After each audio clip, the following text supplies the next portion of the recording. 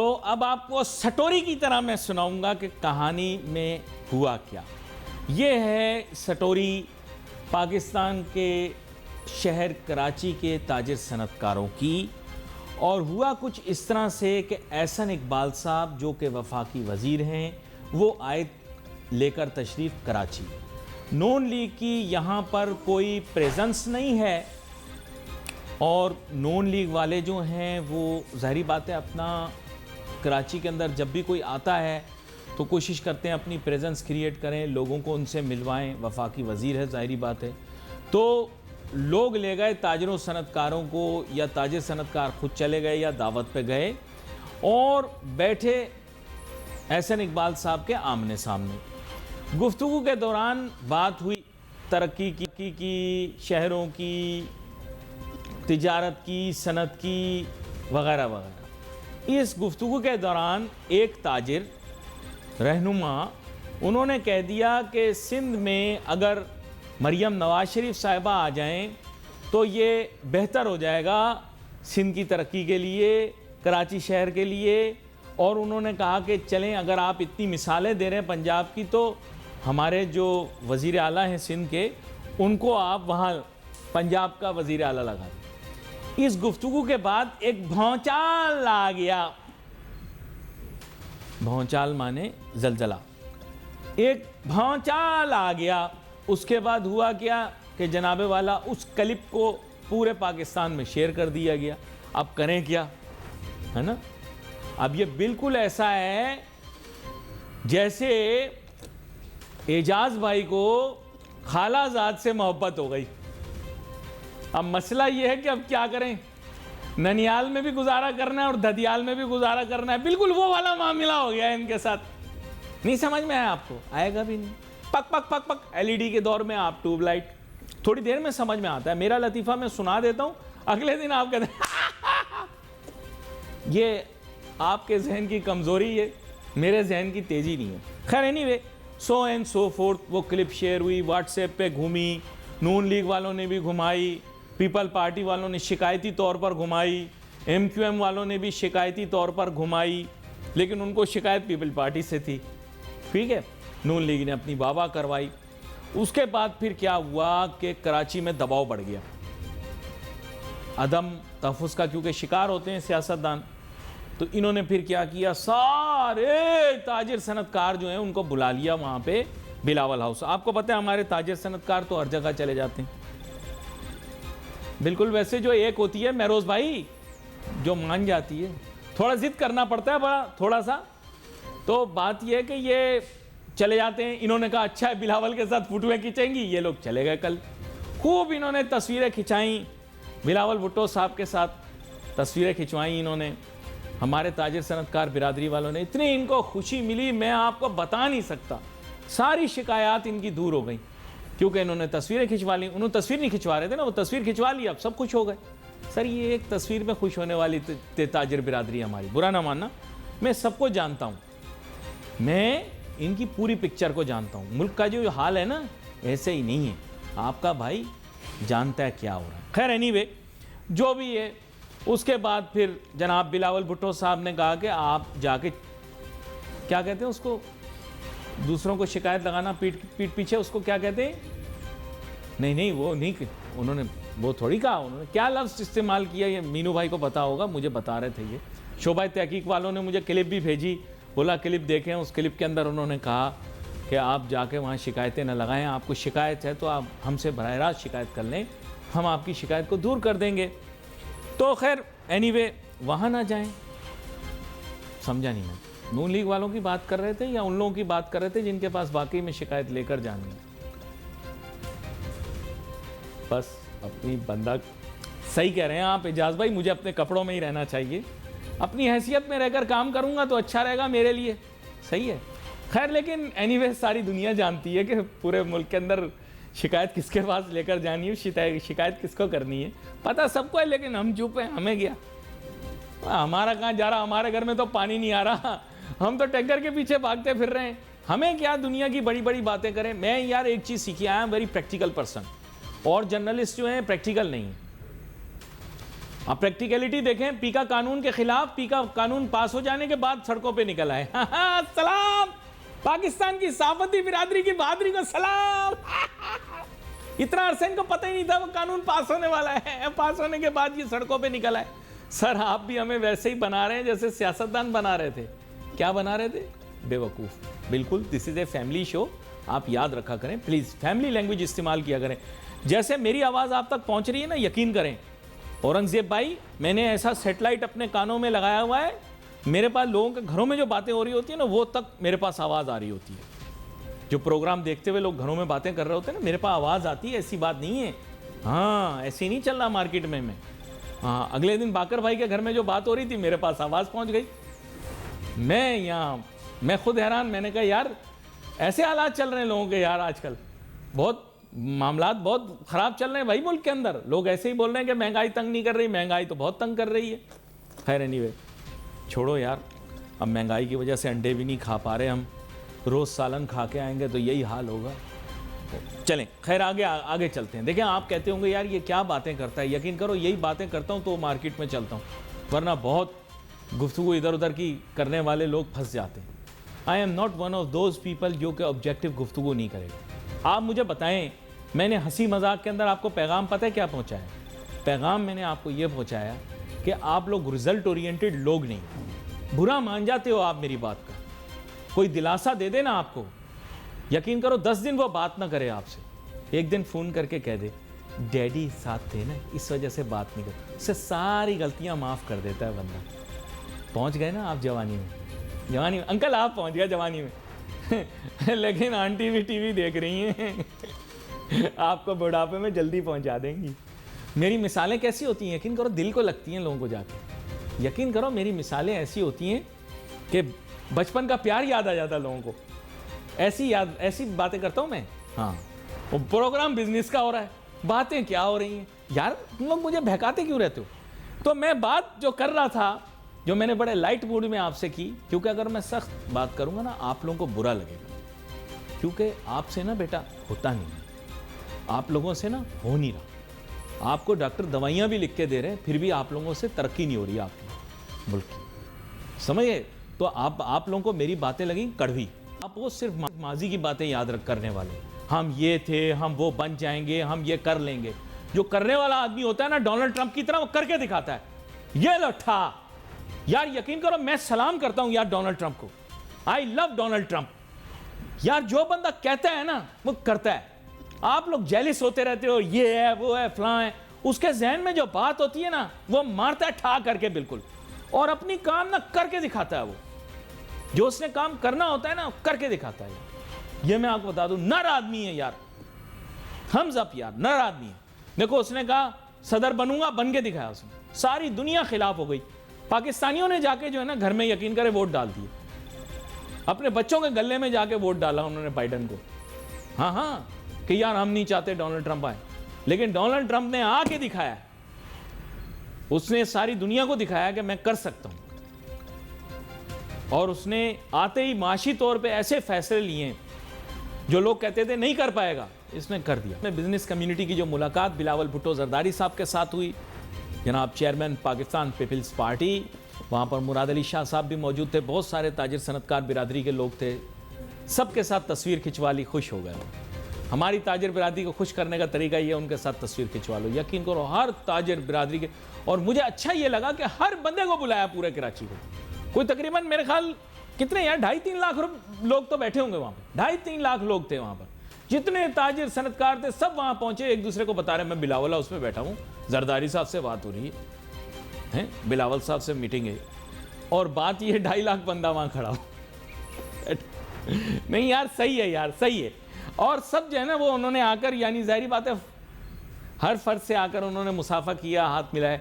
वो इतनी जल्दी में कैमरा मैनों को आपको पता है लोगों ने सेट किया, मतलब जल्दी जल्दी तस्वीरें बनती चली गई, सबके साथ तस्वीर बनवा दी, खुश कर दिया उनको। और फिर साथ में उनको समझा भी दिया कि भाई कोई शिकायत हो तो हमसे बराह रास्त बता दिया करो, आप शिकायत हो तो आप दूसरों को जाकर क्यों बोलते हो। ये मैंने पसे मंज़र आपको बताया, ये पसे मंज़र में थे एक्चुअली अतीक मीर साहब जो ताजिर, छोटे ताजिर जो बिरादरी है उसके रहनुमा भी हैं, उनको मौका मिला, उन्होंने बोल दिया एहसन इकबाल साहब को, उसके रिएक्शन में ये सब कुछ हुआ। जाहिर बात है आजकल व्हाट्सएप के ऊपर हुकूमती इकदाम होते, पहले ट्विटर पे हुआ करते थे, ट्विटर फिर एक्स बन गया, नहीं सिर्फ एक्स है एक। तो ट्विटर जो है वो जब से एक्स बना है तो उसके बाद से व्हाट्सएप की तरफ लोग आ गए। अब व्हाट्सएप के ऊपर क्लिपें घूमती हैं, पाकिस्तान में वैसे भी ट्विटर तो चलता नहीं, तो व्हाट्सएप पे लोगों ने क्लिप घुमाई, अब उसके रिएक्शन के अंदर सबको ठंडा कर दिया। ये बस बिजनेस कम्युनिटी मान गई, हमारे जैसा कोई है नहीं। समझे आप बात को? तो ये बात थी। मुख्तसरन बात ये है कि अब ये सेटिस्फाई हो गए हैं, और ये खबर जो है ये तकरीबन हर चैनल की जीनत बनी। हमारा बिजनेस का प्रोग्राम, हम पूरा प्रोग्राम इस पर कर देंगे, लेकिन बुनियादी बात यह कि आपको समझने की कोशिश करनी चाहिए कि ताजिर बिरादरी, सनतकार बिरादरी के हकीकी मसाइल हैं क्या, फिर उसके बाद उन्हें हल किसने करना है, कौन सा इदारा, कौन सी ऑर्गेनाइजेशन जो है उसकी रिस्पॉन्सिबिलिटी है कि वो ये इश्यूज़ को रिजॉल्व करे। क्या पाकिस्तान के अंदर, हमारे अंदर ये विजन मौजूद है कि हम किसी भी चीज़ को पाया तकमील तक पहुंचा सकें? क्या पिछली 2 दिहाइयों के अंदर कोई मेगा प्रोजेक्ट पाकिस्तान में लगा? मेरे इस सवाल का जवाब कोई भी नहीं दे पाता, सिर्फ बातें, यकीन करो। तो बातें जो हैं वो इंसान की खुराक बन जाते हैं, और फिर वो खुराक जो है वो इस पर गोल बन जाती है अगर उसमें असर ना हो, बसीरत ना हो, तासीर ना हो। यहाँ पर मेरे साथ बहुत ही अहम मेहमान शामिल गुफ्तगू हैं, ताजिर सनतकार बिरादरी के अहम रहनुमा और बहुत ही मारूफ शख्सियत, साबिक सूबाई वज़ीर भी रहे हैं। वेलकम करता हूँ मियाँ जाहिद हुसैन साहब को। जी बहुत शुक्रिया जनाब।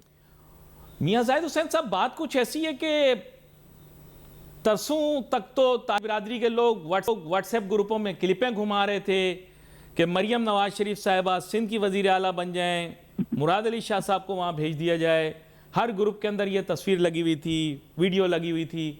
फिर कल आप लोगों ने सब ने बिलावल भुट्टो साहब के साथ तस्वीरें लगा ली, तो ताजिर बिरादरी जो वो तो फिर तस्वीर पे ही मान गई ना, काम करने की ज़रूरत ही नहीं पड़ी, ये काम तो तस्वीरों पर ही हो गया। मियाँ जाहिद साहब, इसका मतलब हुकूमती कारकर्दगी ठीक रही नहीं? ये आप सही कह रहे हैं। इसमें बात यह है, ये तो चुटकुलेबाजी होती है ना, कि किसी ने कह दिया कि जी वो मरियम नवाज साहिबा को यहाँ वजीर आला बना दें जी, तो डेफिनेटली उनका काम तो बोल रहा है ना मरियम नवाज साहिबा का। तो अब यहाँ जब एहसन इकबाल साहब आए तो वो चुटकुलेबाजी तो होती है, किसी ने चुटकुला छोड़ दिया। अब उसके ऊपर मीडिया को भी मजा चाहिए होता है, तो वो मसाला मिल गया मीडिया को भी। लेकिन अब फैक्चुअल पोजीशन ये है कि मुराद अली शाह साहब जो हैं वो सिंध के इलेक्टेड वजीर आला हैं, और मरियम नवाज साहिबा जो है वो वहाँ की इलेक्टेड वजीर आला है। और हमारा जो कानूनी और आईनी सिस्टम है उसके मुताबिक तो ये सब ऐसे ही, मतलब लाइटर मोड में ये सब बातें होती हैं। और ठीक है, उससे फिर इनको पीपल्स पार्टी को अवेकनिंग भी हुई, एक अवेकनिंग मैसेज भी गया। इन्होंने फिर यहाँ पे एक इज्तिमा था, भी वहाँ पे था, तो वहाँ उन्होंने अपनी कारकर्दगी भी बताई। और नो डाउट कि इसमें जो हेल्थ सेक्टर में इनकी जो परफॉर्मेंस है पीपल्स पार्टी की वो बहुत अच्छी है, और इसी तरीके से कोविड में जो परफॉर्मेंस रही इनकी पीपल्स पार्टी आप की। मतलब एक मेरी बात सुने, यकीन करें, आप टीवी पर आए, मैं आपके साथ थोड़ी बहुत छेड़छाड़ ना करूं, ऐसा हो नहीं सकता। मेरे ख्याल से कराची में पीपल्स पार्टी सियासी जलसा करे तो इतने लोग इकट्ठे नहीं हो। आप लोगों की ताजिर बिरादरी को बिलावल साहब ने बुला लिया, आप लोग ज्यादा तादाद में आ गए, शायद उनके जलसों से भी ज्यादा ताजिर बिरादरी आ गई। कल तक यू वर ब्रीदिंग फायर, मतलब नॉट यू। नहीं ऐसे नहीं है, 500-600 लोग थे और सारे अपनी अपनी एसोसिएशनों के नुमाइंदा थे। और 500-600 के करीब लोग थे, तो इतनी बड़ी तादाद नहीं थी जो आप जैसों उसका मुकाबला करें। तो ये एक सिलेक्टेड गैदरिंग थी और उसमें अच्छी गैदरिंग रही, और हमने भी उनको अपने प्रॉब्लम्स बताए, खासतौर पे इंफ्रास्ट्रक्चर के हवाले से उनको मसाइल बताए, गैस के हवाले से बताए, के इलेक्ट्रिक के हवाले से अपने मसाइल बताए, और उन्होंने भी उसके बारे में अच्छी बातें की।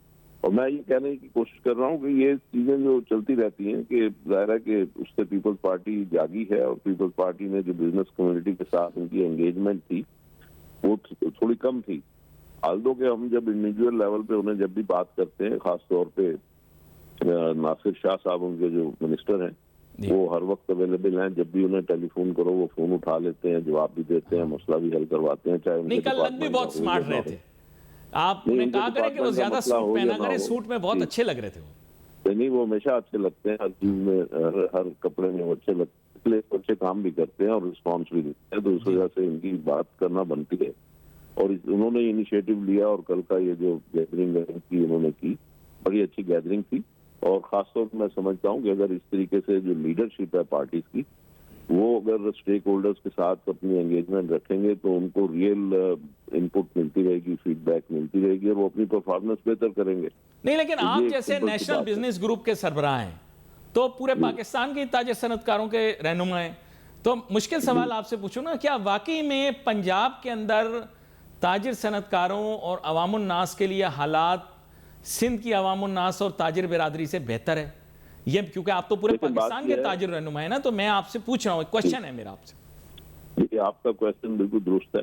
असल में बात यह है कि हमें जो चीज मुतासर करती है ना सनत और तिजारत को पूरे मुल्क की, जब आप बात करते हैं तो फेडरल गवर्नमेंट की पॉलिसी ज्यादा इफेक्ट करती है बनिस्बत सूबाई हुकूमत के।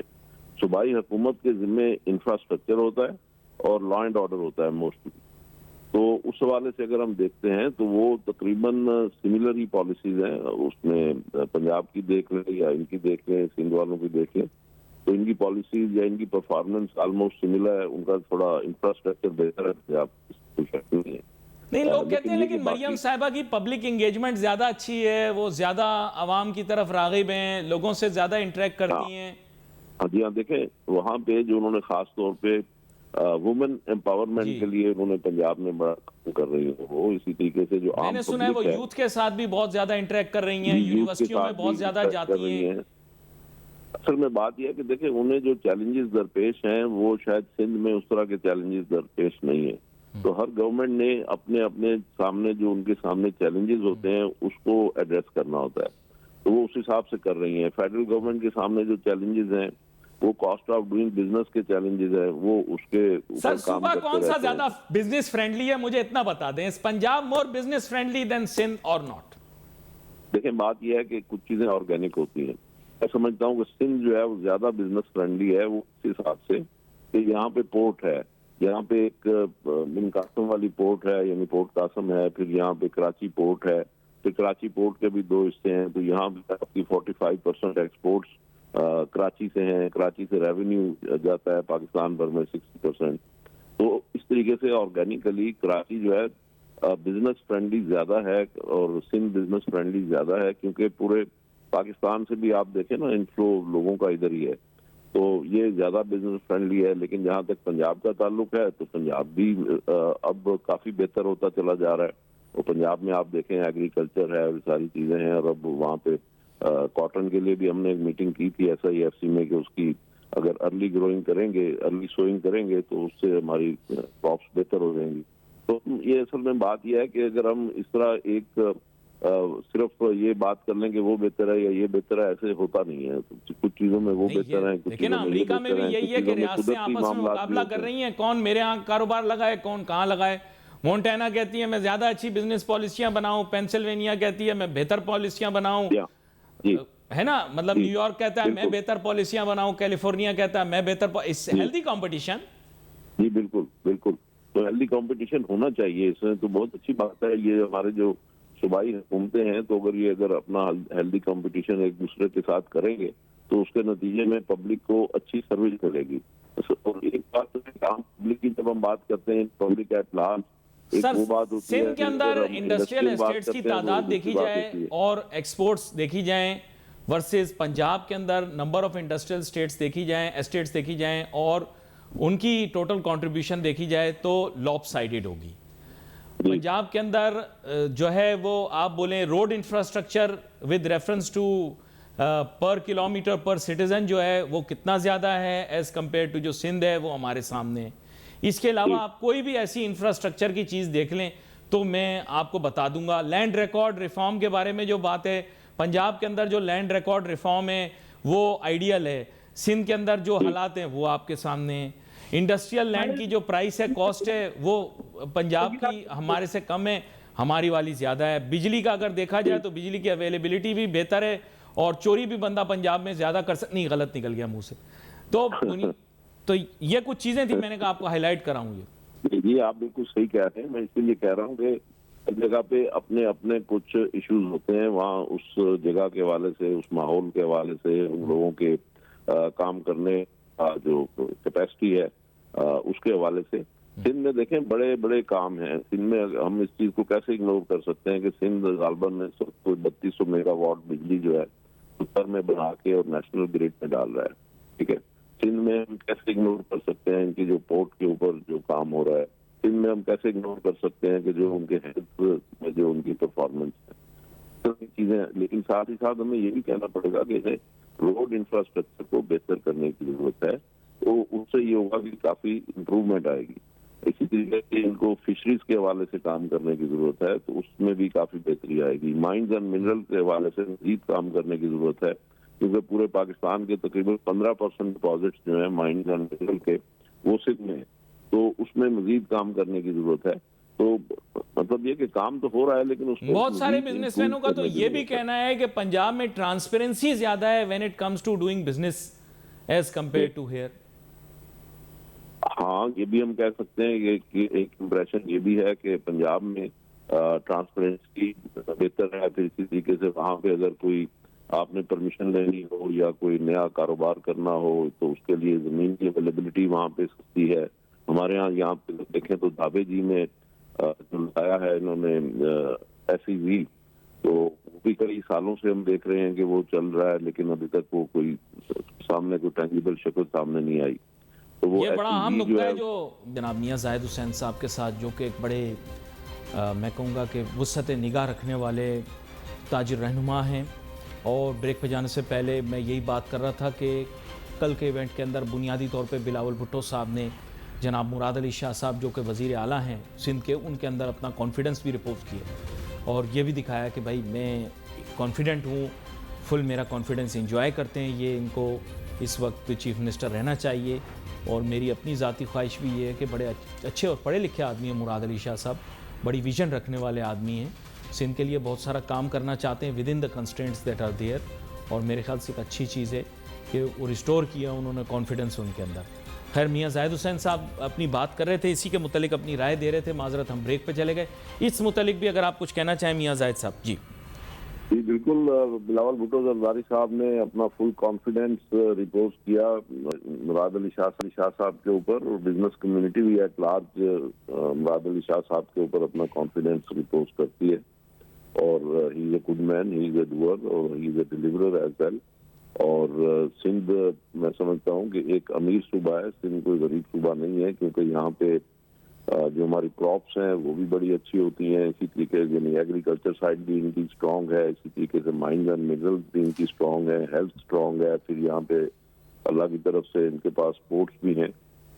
तो वो जो इनकी जो पैसा होना चाहिए या जो है इनके पास, जो रिच सूबा मैं कह रहा हूँ, उसकी रिफ्लेक्शन पब्लिक में भी आनी चाहिए, और उसकी रिफ्लेक्शन हमारा जो रोड इंफ्रास्ट्रक्चर है उस पर भी आनी चाहिए। अगर उसमें थोड़ा और ये बेहतरी हो जाएगी, इम्प्रूवमेंट हो जाएगी, तो सिंध के अवाम को और ज्यादा सहूलतें भी मिलेंगी और ज्यादा अच्छा वैल्यू एडेड रोजगार भी मिलेगा। इसी तरीके से एक मैं इनकी तवज्जो दिलाना चाहूंगा आपके तवसत से कि सिंध भर में जो टेवटाज हैं, यानी स्टेवटा कहते हैं उनको, जो टेक्निकल ट्रेनिंग एजुकेशन के इंस्टीट्यूट्स हैं, वो सिंध भर में 259 है और कराची में गालबन 56 है।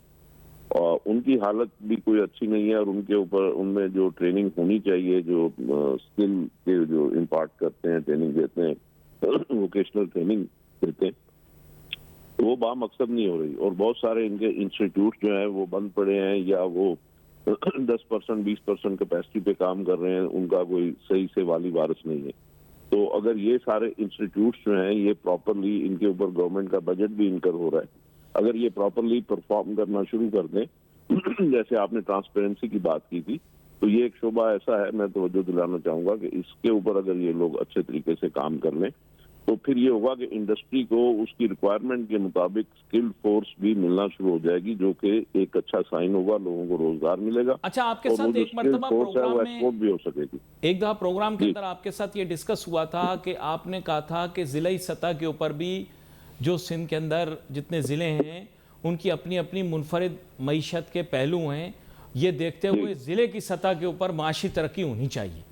तो उसके बारे में भी थोड़ा हमें बताएं, और सिंध के मुतालिक इस पैराए में भी गुफ्तगू करें। यहाँ देखिए, हम सिंध में फेडरेशन में यानी FPCCI के लेवल पे पूरे पाकिस्तान के जो डिस्ट्रिक्ट्स हैं उनके ऊपर हम उनकी इकोनॉमिक रिसर्च कर रहे हैं। तो सिंध का जहाँ तक रिसर्च का ताल्लुक है, हमने इसके ऊपर भी इनकी इकोनॉमिक प्रोफाइलिंग की है।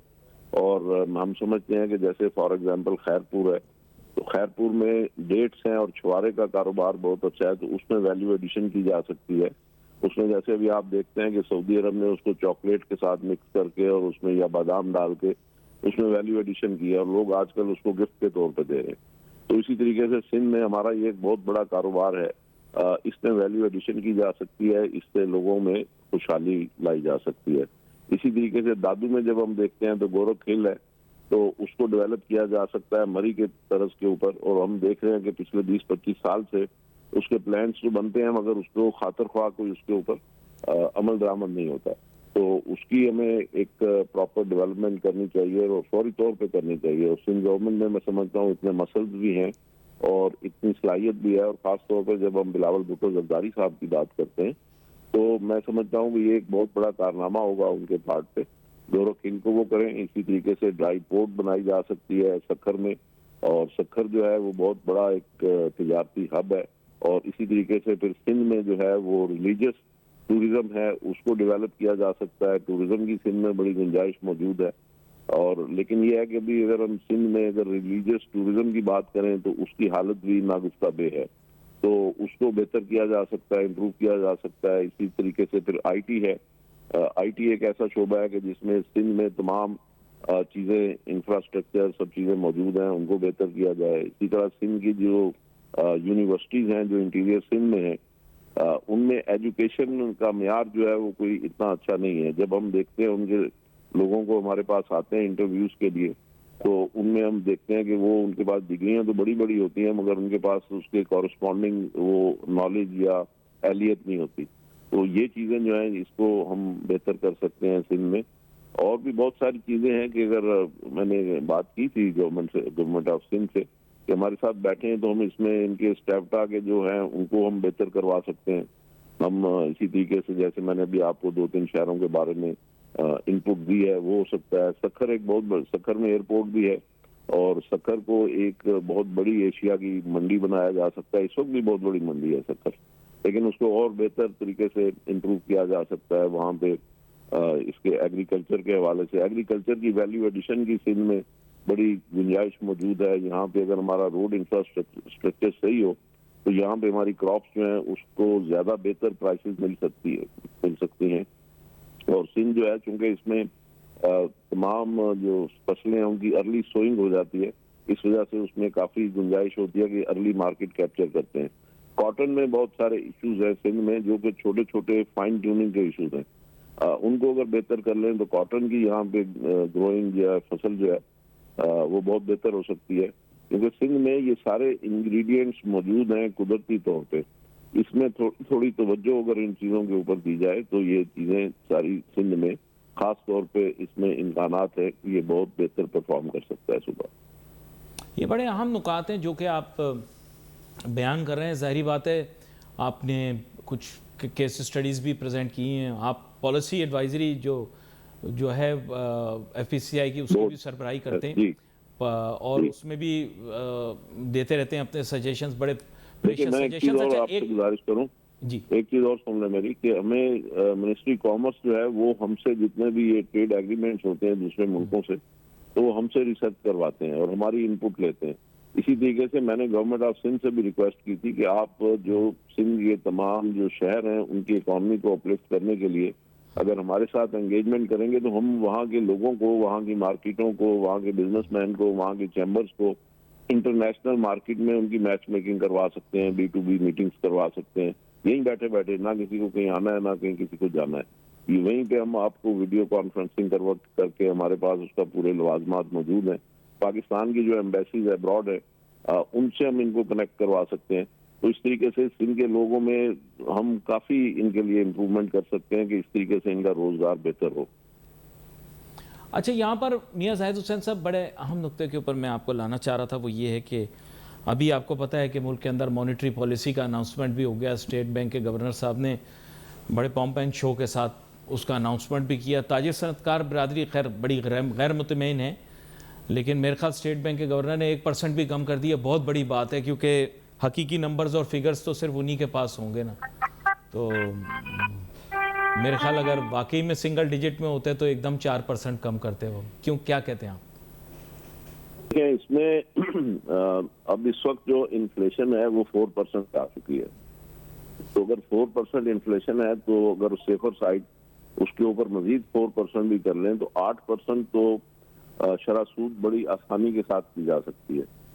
अब उसमें गवर्नर स्टेट बैंक जो है उन्होंने अभी इस वक्त 1% कम किया है तो 13 से 12 कर दिया है, लेकिन अगर पूरा देख लें तो तकरीबन 10% ये कम कर चुके हैं अब सर तक। वो एक हमारे बुजुर्ग थे गांव में, उनकी आदत ये थी वो 6 रोटियां भी खाते थे ना तो उनकी बेगम एक और रोटी रख के कहती थी कि तुमने 2 ही तो खाई हैं। तो बुनियादी बात ये कि ये तो स्टेट बैंक के गवर्नर कह रहे हैं 4% है, तो जी। बस फिर वो समझ जाए कि वो फिर उन तुसी ते शेख साहब सिर्फ 2 रोटियां ही खादियां ने, एक और खा लो। जी तो आगे आप समझ गए मेरा देखिए- पोशीदा राज जी, गुफ्तगू का। जी, देखिए मैं- महंगाई हमने बोल दिया 4% है, आप कल कहते हैं 2% है, हम पूछने वाले कौन है। यहां पर मेहमान का शुक्रिया अदा करते हैं। We wait for message on Facebook. Ali Nasir हमारी टीम को इजाजत दीजिए। अल्लाह हाफिज।